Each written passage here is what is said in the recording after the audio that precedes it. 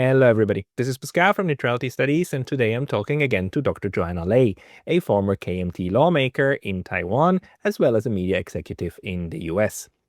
Today is August 7, and only about 10 days ago, on the last weekend of July, we had a rather important extraordinary election in Taiwan. 24 KMT parliamentarians were under the threat of being unseated in a so-called mass recall or a general recall. Now, recalls are a proper constitutional measure in Taiwan to take down lawmakers before their mandate is over. It's a little bit like an impeachment for a president, because sometimes if somebody did something criminal or outrageous, you might want to get them out of office before their time is officially over. However, what we have never seen is a coordinated attack on so many parliamentarians at the same time, and all of them against KMT members. That is the party, of course, holding the majority in parliament at the moment, but not the executive branch, which is held by President Lai Ching-te, a DPP politician. Now, the recall failed spectacularly. All 24 MPs were reaffirmed by their constituencies. What this means is what we want to discuss today. So, Joanna, welcome back. Thank you for having me.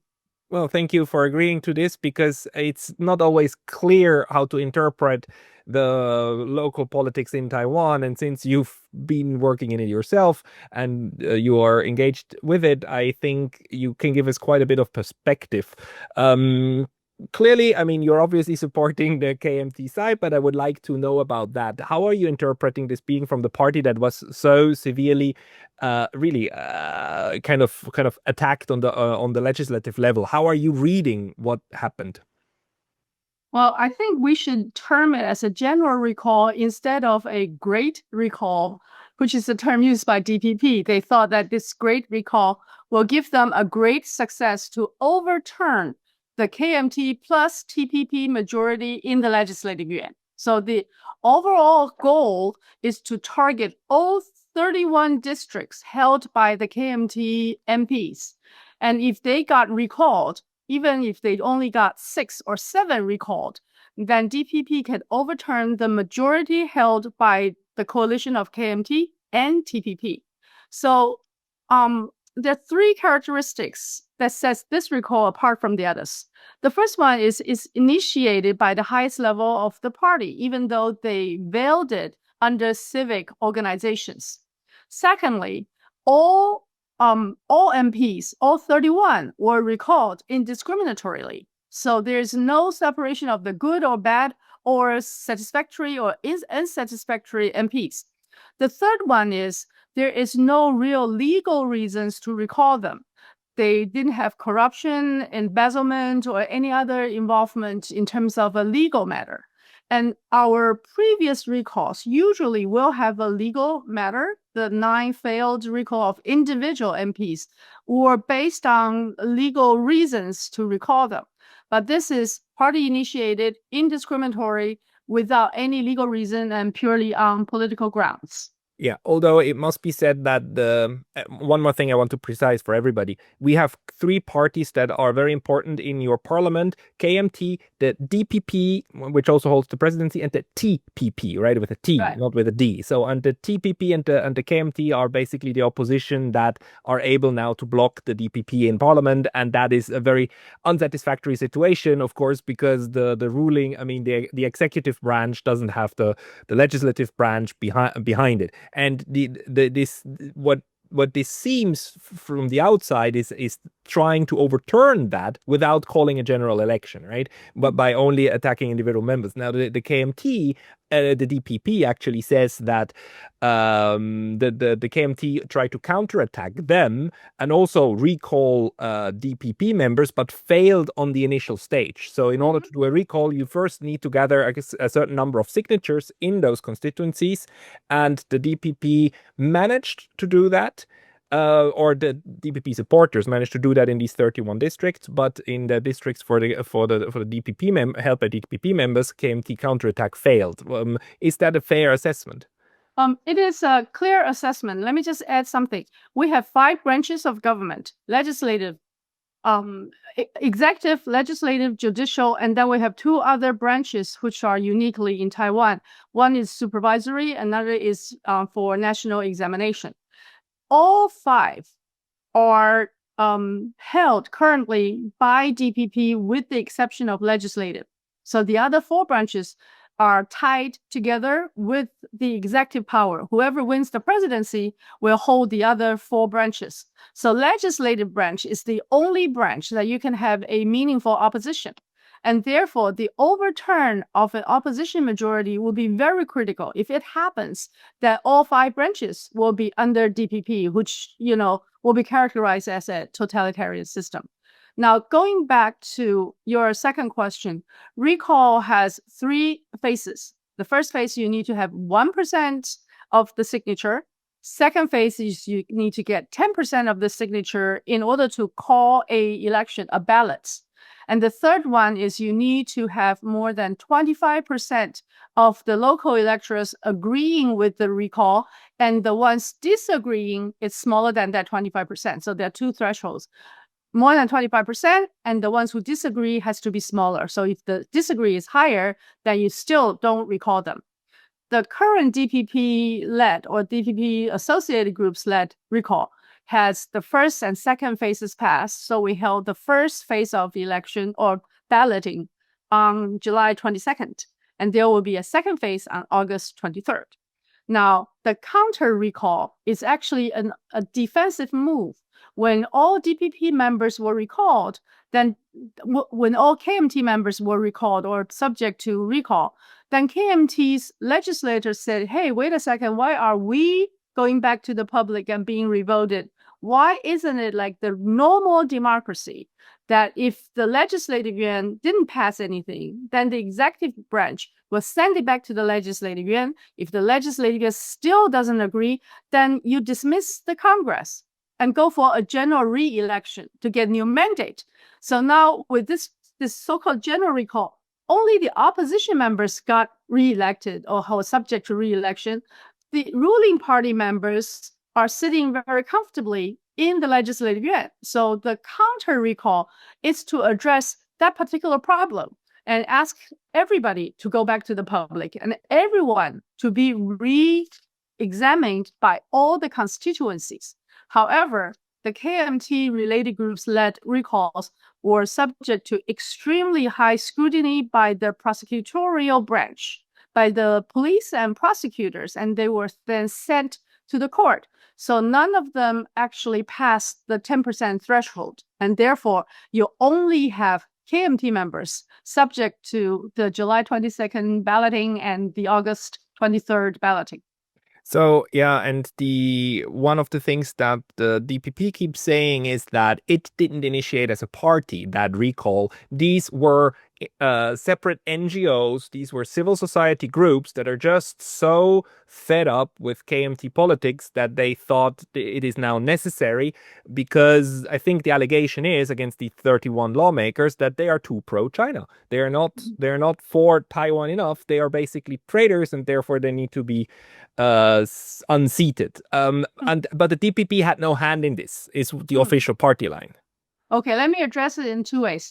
The first one is the first public announcement or outcry of recall was initiated by the most senior party whip of DPP in the legislative yuan, Ke Jianming. He is the most senior member in the LY at this moment. There's no one more senior than him. And he's been the senior party whip of DPP for as long as you can remember. So he initiated this. Then you have a lot of civic groups, organizing individual district level recall movement, gathering signatures and so on and so forth. That is correct. But towards the end, before the July 26th, you have, starting from Lai Ching-te, Zhuo Rongtai, and also Minister of Internal Affairs, all the MPs, a lot of local officials all came out standing on the platforms of those civic organizations and calling people to recall the KMT members.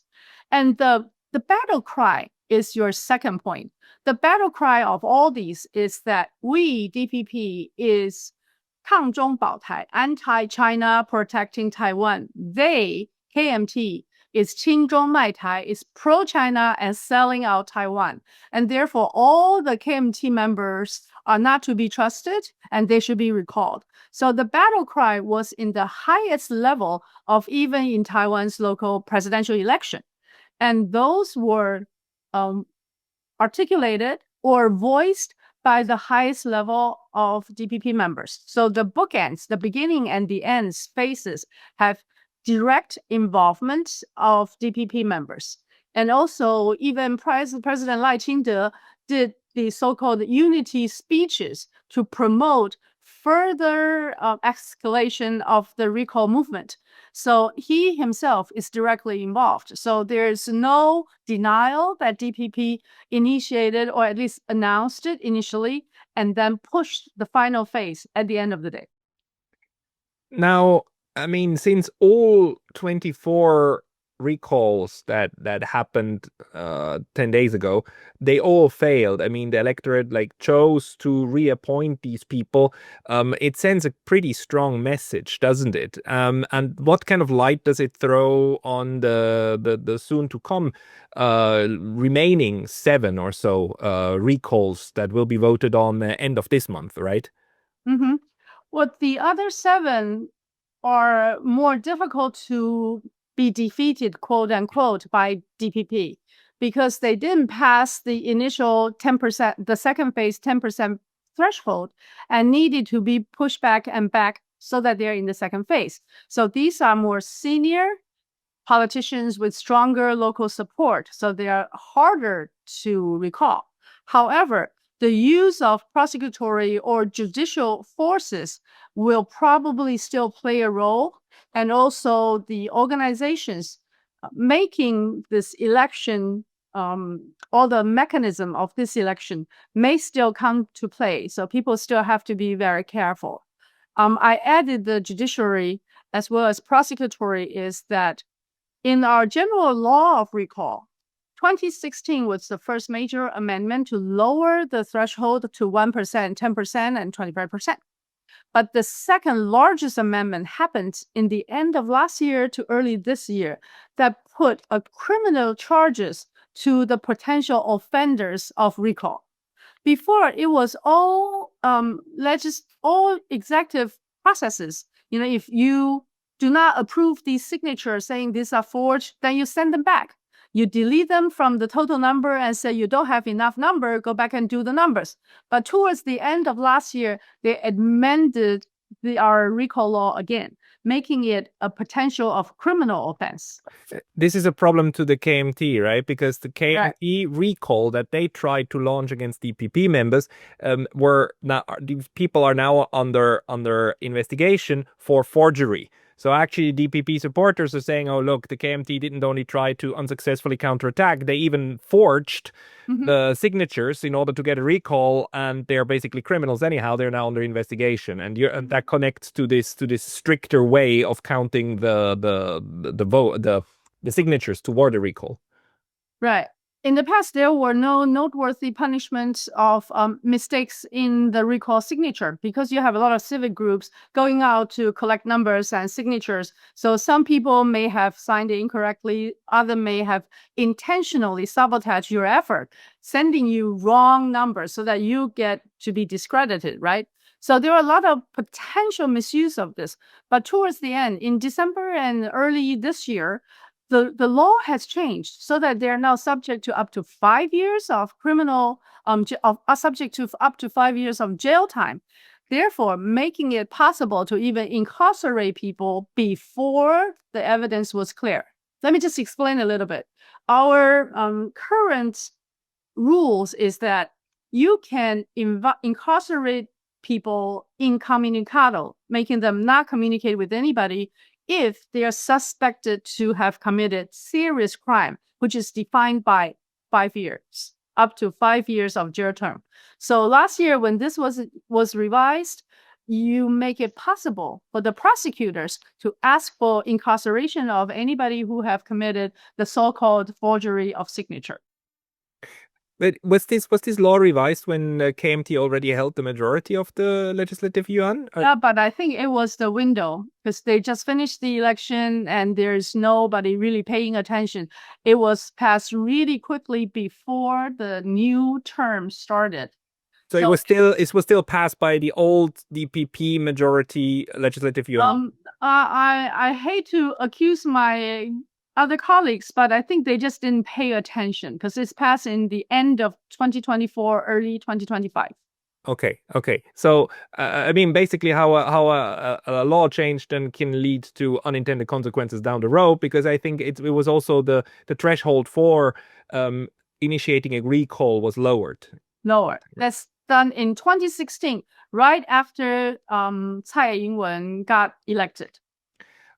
Right. So, I mean, the accusation on one hand is, okay, this is an abuse of a legal instrument. On the other hand, the other side says, like, no, this is fine. This is the political process that we have, and actually, the outcome just confirms that the democratic process actually, makes sure that the will of the people is executed. Now, what does this mean since the DPP or the supporters put so much emphasis on this being a referendum, on the KMT being too pro-China? What does Exactly. this tell us about the general Sentiment. Yeah. sentiment in Taiwan about Yeah. this pro and anti-China rhetoric? I think from the outside, a lot of international media actually made exactly that point, saying that since you've made it a referendum and the referendum has people spoken, because let me give you the number. A total of 6.1 million people, about 6.2 million people voted. That's about 32% of the entire island's voters. Of them, about 1.6 million voted for the recall. That's 26.4%. Another 2.3 million people voted against the recall. That's 37.4%, an 11% difference. So if it's a referendum, the referendum was not passed. It was actually pushed back by about 11% of at least 1/3 of all the people on Taiwan. However, voters, not people. But the DPP reaction from the top to the mid-level politicians is that, okay, this just shows you how mainland China has infiltrated Taiwan, has changed the social sentiment in Taiwan, and we need to be more careful about mainland China's infiltration. So you can see how they have twisted it and saying that it is not because we failed or people have spoken against this pro-China, anti-China sentiment, but it is because China was too clever and too smart and with too much influence in local politics.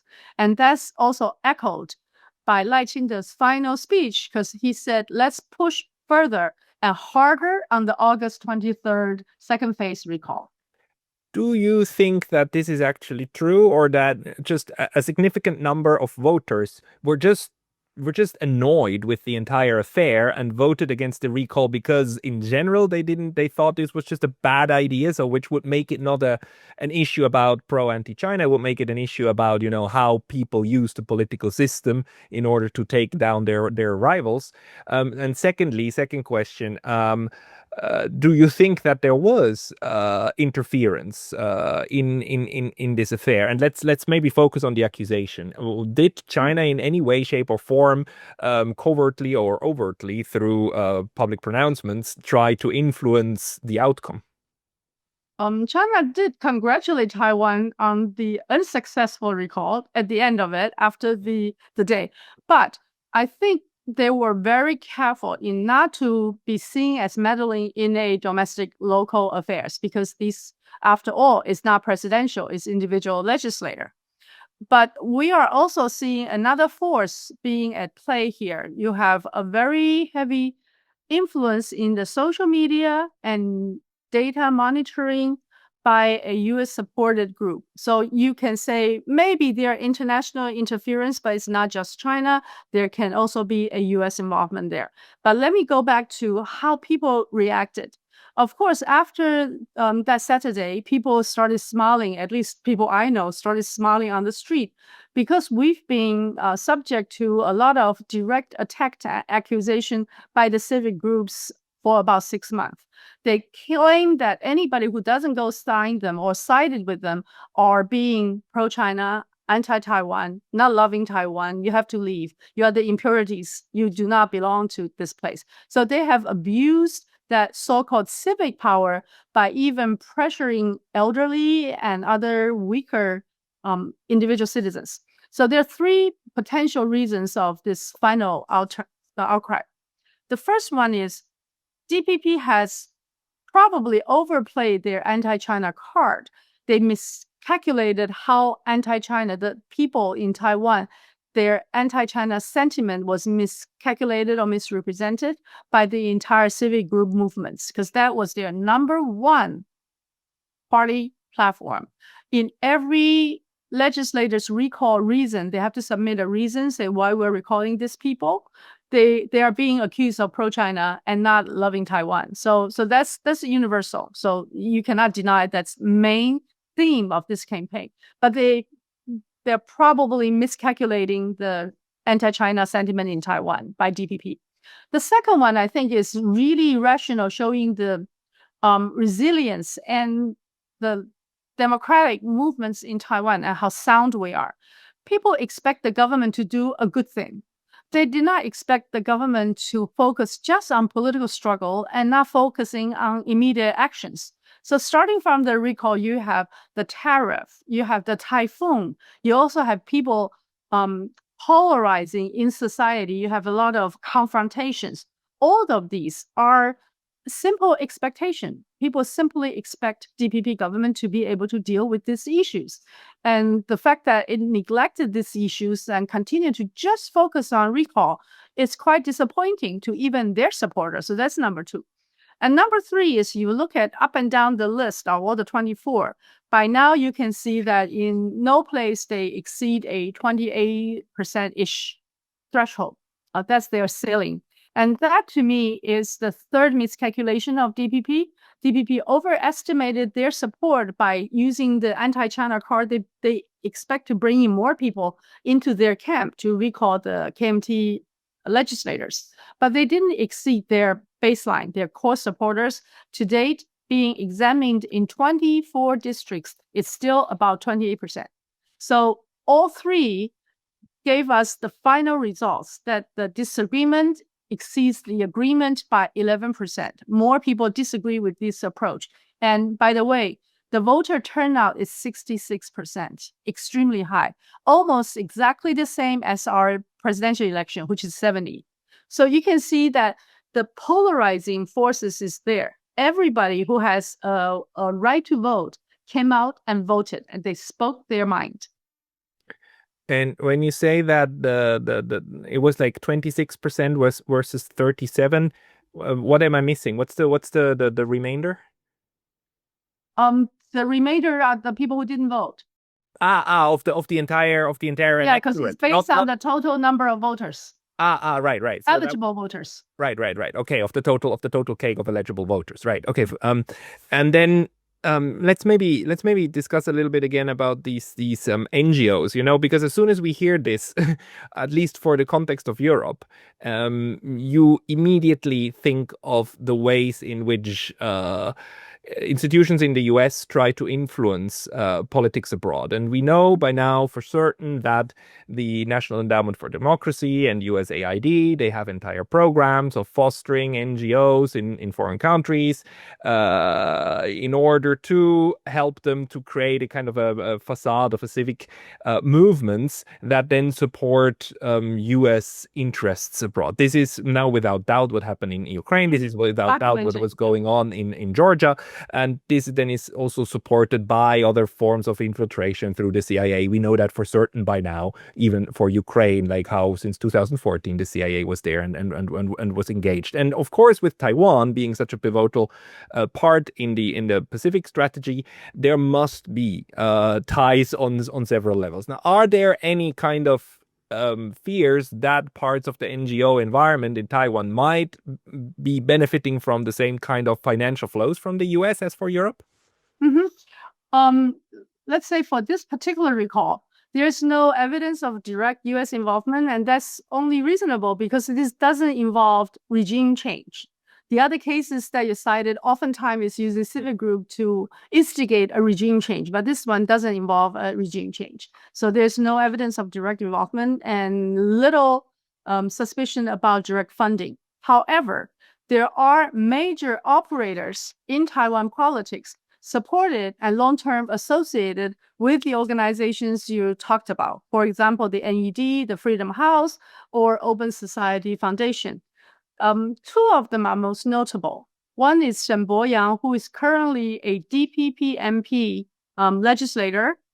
He's an at-large MP, so he didn't go through district election. In fact, he was the second highest nominated, so in the rank. For a young person to hold that rank, people does suspect has something to do with his long-term U.S. relationship. And he's being supported by NED, Freedom House, Open Society Foundation with trackable funding. And in addition to that, he's currently held the Doublethink Lab. And for your audience, they would know what Doublethink Lab is. It's being used in many, many societies.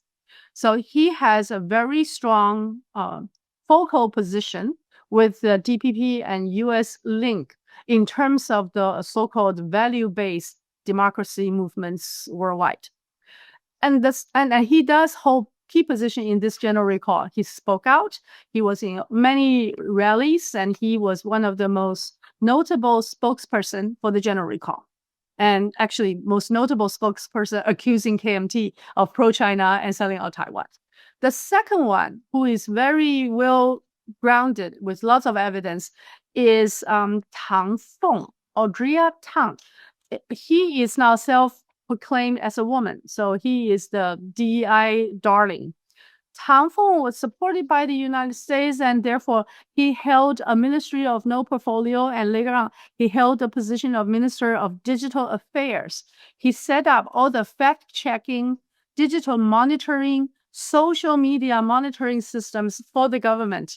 And the government has spent huge amount of money to wage a online warfare organization. There are actually many online warfare organizations. So both Shen Boyang and Tang Feng, both of these two are major operatives of DPP in the online and digital warfare movements. So if you look at this, even though there may not be direct involvement, but during the last administration, because I think the current administration is a bit different. During the last administration, they have a very strong connection with Taiwan's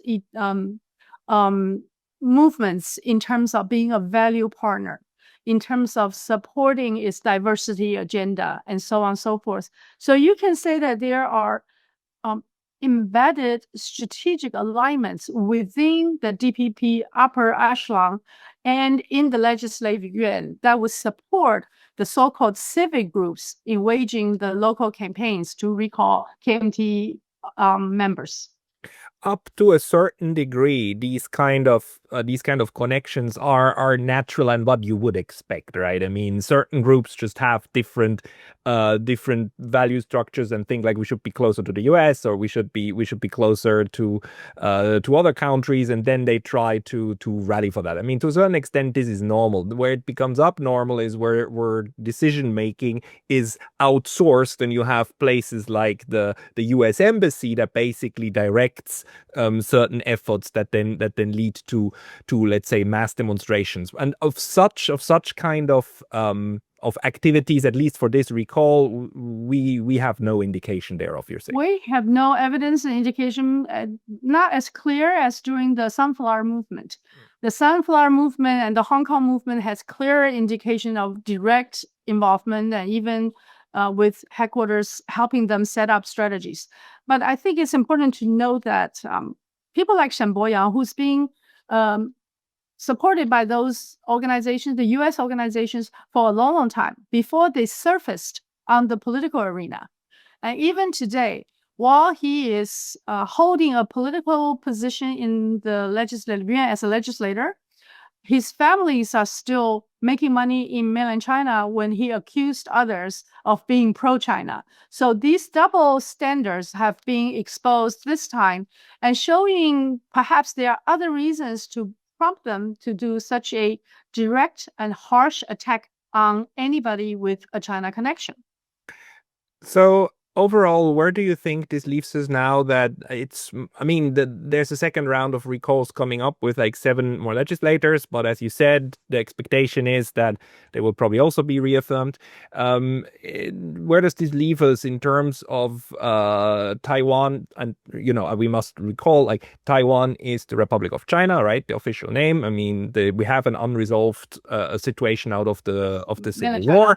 Yes. And we have Mainland China with the People's Republic. So the Republic and the People's Republic, where does this leave us in terms of foreign policy, where these political entities can go? Well, I think at this point we have a little breathing room. If all 31 MPs were recalled, that it's easy for China to conclude that there's no potential of a political negotiation across Taiwan Straits, because then DPP will say they get the people's mandate and they will have control of all 5 branches. And China may conclude that there's no chance of a peaceful resolution and they may opt to go to the other route. So at this point, since this recall is stemmed at this point, and the August 23rd will also be stemmed, I hope, then DPP will not be able to claim that they got the people's mandate to claim Taiwan independence and to push the tension across Taiwan Strait any further. I mean, that's good news. That means, from the internal political process in Taiwan, we would rather expect no significant change in the status quo or the rhetoric toward the status quo. Yeah, because DPP still held its base core, right? The 28%-ish in some of the districts. Other districts, they dropped to about 20%. But their core district, they still have some places they held their core. So we must understand that DPP didn't fail as a party, even though they used an anti-China theme for this general recall. But as a party, it didn't fail. So the local politics will still go as usual, which will be holding a local election in 2026 very quickly.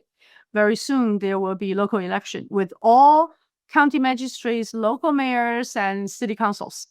Now, but I think it's important to send to the outside world that the people in Taiwan do not all subscribe to DPP's claim of a strong support for Taiwan independence extremists. And it's sending this message both to Mainland China and to the United States, and hopefully to the rest of the world who wanted to play white knights to come and rescue Taiwan from the big bad wolf across Taiwan Straits. Because the rhetoric or the playbook DPP has played to the world is that we are the model democracy, we're the value partner, and the big bad wolf across Taiwan Straits will invade us. So you, global powers, come and protect us and to protect the lifeline in Taiwan Strait. So protecting Taiwan is one thing. Protecting Taiwan Strait as an economic lifeline is a second cause for the international powers to play the white knights. And we've seen this. Recently, the British ex-prime minister came to Taiwan and said he is willing to support Taiwan if there were tension. You have the French, the Dutch, and the British all came to our side of the world and saying they would be our white knights. So if people outside of Taiwan think that everybody wanted to go to war with the Taiwan independence stance by Lai Ching-te, and we're willing to sacrifice ourselves to the last man standing, therefore you have to come to us, then they may make a wrong strategic decision. But this time, the recall is sending a different message saying that, hey, wait a second, most people in Taiwan actually want status quo. And in fact, in the political arena, it's still separated. It's divided. It's not a universal stance backing the current president. That is true. The unfortunate fact, though, is that even with with large support of the general public for reconciliation with the other it's still possible to push countries over the edge, and we've seen that in Ukraine. Vladimir Zelensky won his election with nearly 70, I mean, with 60% or so, like quite high on a platform to reconcile with Russia, but it was very quickly reined in, among others, by the NGOs and by pressure from the West and by his own ultranationalists. Now, for Taiwan, I don't think we have that type of ultranationalists that would threaten others with death if they don't go for independence, and we might not have as strong a NGO network to push for escalatory measures. But do we now also have in the KMT a party that kind of got reaffirmation that trying to have lower level, not presidential level, but lower level ties with the PRC would be possible? I mean, because I recall that your former president, once he was not president anymore, Mr. Mind Mind Zhou, he sometimes goes on goodwill tours to the mainland, and that kind of fosters an understanding that there is a group in Taiwan that actually wants to have more better relationship with the mainland, right? Is that now on the cards? I think there are two thresholds and very difficult to pass by KMT, and they have to work in concert with TPP. One is the strong imaginatory anti-China sentiment has been permeating in Taiwan society for about 6 months. People started hating China for no reason or for imaginary reasons. So you need to use a lot of fact-based or experience-based spokesperson to gradually change that spiral of silence. So without that being changed, no politicians will overtly express a willingness to work with mainland China, even on the economic ground, because that will be seen as a political suicide. So you can see Taichung Mayor Lu Xiuyan, he wanted to resolve a lot of Taiwan's issues, and the best possible places to offer her solutions, it's probably mainland China, but she decided to go to Australia instead of going to China. And I think that is a very sort of calculated, smart political move, not to subject yourself to huge criticism without having solid beneficial results. So the number one is the zeitgeist, the general sentiment has to be gradually changed a little bit. And we're seeing a little sunshine there.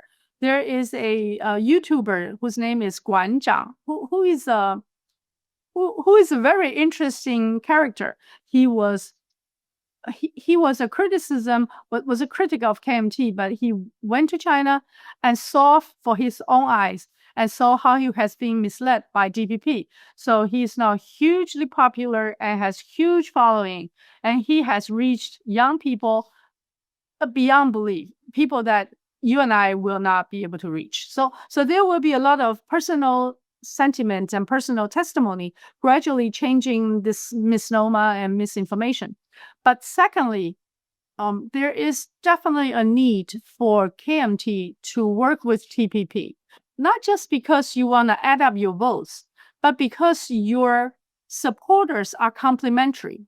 KMT has a lot of senior elitist supporters, and TPP has a lot of young, enthusiastic supporters. And in fact, I think they have groomed a lot of young potential politicians suitable for local level elections better than KMT. So if they can work in concert, even though their whole sort of nationalistic platform is still different, they are both okay to work with China, but in terms of how to move forward, still have different strategies. But in the local election, if the two can work together, then you will have a 2026 election showing a new Taiwan in terms of its outlook to the rest of the world, namely the United States and China.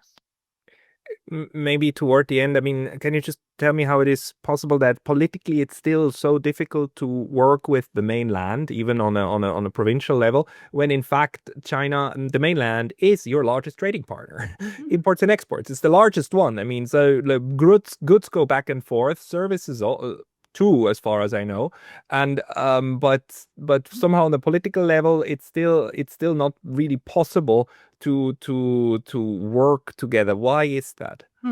unfortunately, tourists is now almost closed. Tourism is almost closed. Entry visas. So it's almost closed. And even scholastic exchange are almost closed. So that's really unfortunate. But let's look at 2008 to 2016. During the Ma Ying-jeou time, we have agreed to sign agreements across Taiwan Straits, over 20 agreements, over 11, 12 high-level ministerial level meetings. We resolved all practical issues of how to make people going back and forth to be exchange scholars, students, exchange to do businesses across each other's. So we have a long-term relationship and we could do those. So the only hurdle at this point is just it's the political ideology. It's not just even politics. It's a simple ideological obstruction to a most reasonable business relationship that's win-win. To back up what you said, in terms of the tariff we're dealing with the United States, if you look at outside of the semiconductor, the other things we sell to the United States are of mid-level manufacturing and low margin.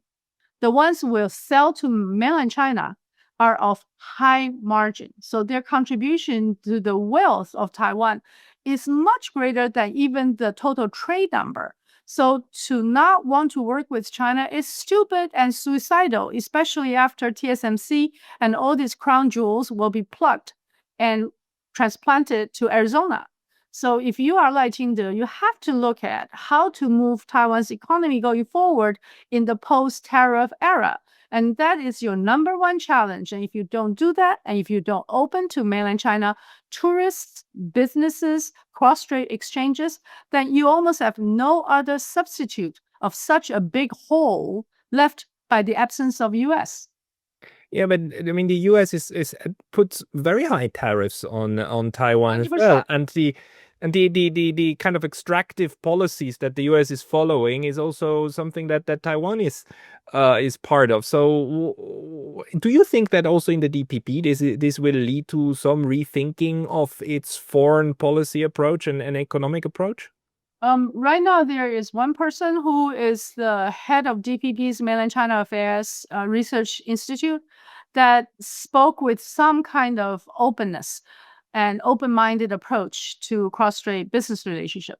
The rest of them all followed Lai Ching-te because Lai Ching-te not only persecuted Ko Wen-je, which was the leader of TPP, the chairperson, persecuted party leaders in KMT.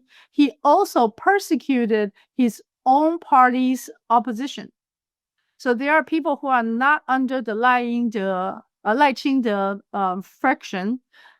They are being subject to the same prosecutorial investigation and being accused of embezzlement of funds or misuse of campaign funding and so on and so forth. So Lai Ching-te is very harsh and have an iron fist within his party against opposition parties and against the rest of the people. He's holding a very tight line. So if you are still with DPP and you wanted to be nominated next year, then you would have to work under whatever Lai Ching-te tells you to do.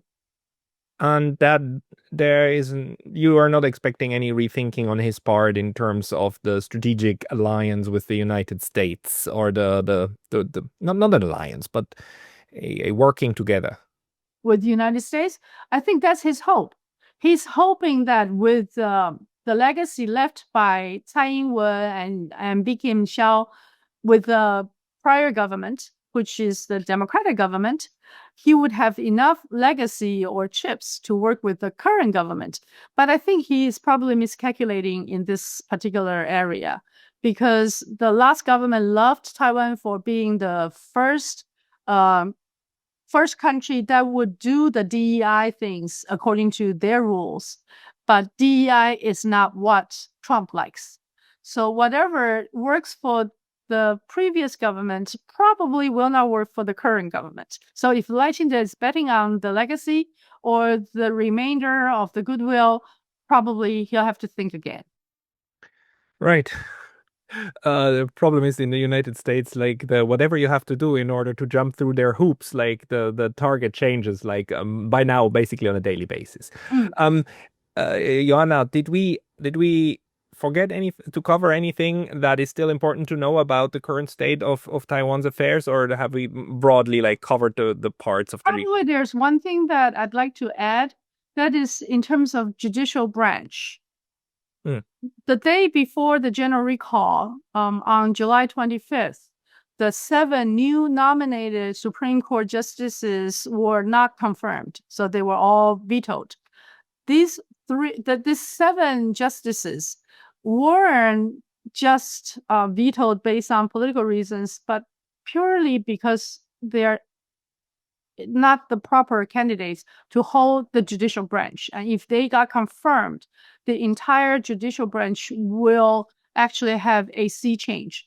For example, the most notable one is the number 1 nominee who will, if confirmed, he will be the chairperson of our Supreme Court and will be the chairperson of our judicial yuan, which is the judicial branch.